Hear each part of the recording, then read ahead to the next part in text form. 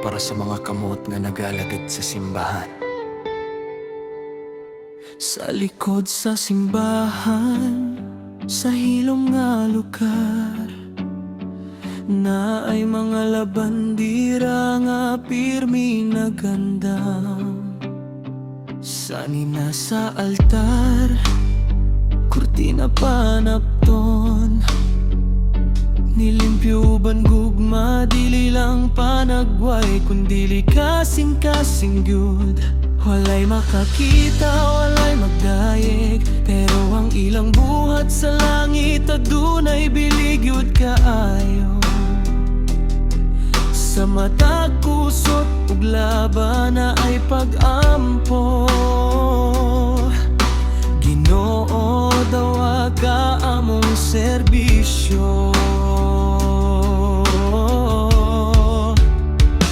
Dili para sa dungog, dili para sa ngalan, kundili kay ang gugma ni Kristo ilang gisunod tanan.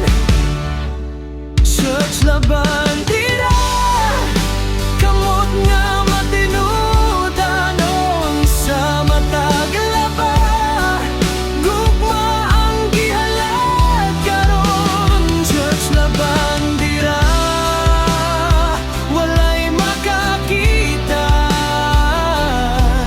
pero sa mata sa Diyos bililhon kaayo sila.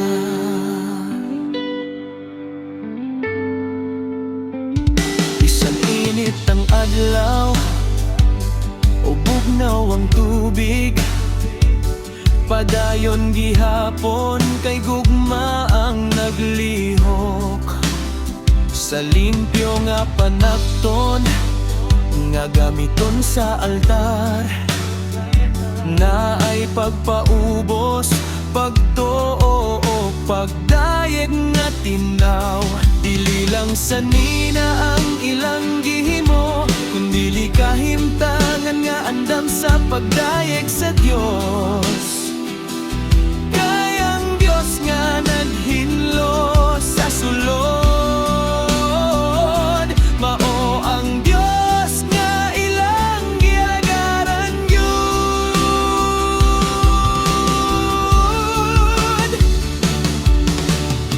Kung nagalaba kami, ikaw among gihunahuna.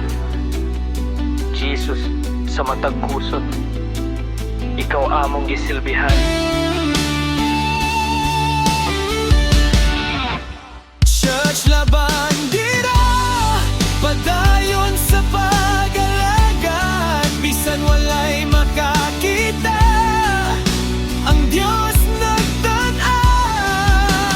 Church laban dira, kinabuhi gihalad, sa matag buhat ang gugma ni Kristo amang ipadayag.